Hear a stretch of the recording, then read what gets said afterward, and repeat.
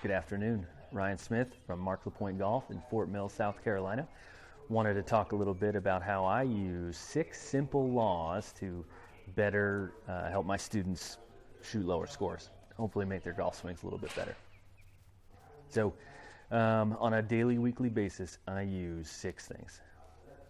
Not all at the same time, but they are pretty intertwined and can affect the other. But those 6 things are centeredness of contact, angle of attack, dynamic loft, club head speed, club head path, and face angle. So if you are changing something in your golf swing and it does not affect one of those or multiple of those things, then maybe we should rethink about what we're doing.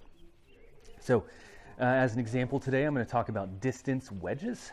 So that kind of 40, 50 to 80 yard range. Something that I see a lot of my students struggle with is certainly having too much loft and not being able to control their distance or their spin very well. So we're going to use dynamic loft as the law, and I'm going to use my principle of setup and my preference of kind of bowing or flexing the lead wrist in transition to affect dynamic loft and most likely angle of attack. So most people adding too much loft, the wrist is cupping, going into extension, flipping, however you want to say it. But ultimately, it's going to be difficult to control spin or distance from there. So if I'm hitting a 65, 70 yard shot with a sand wedge, the preference was the lead wrist in transition going into a little bit of bow or flex. What that's going to do is that's going to decrease my dynamic loft.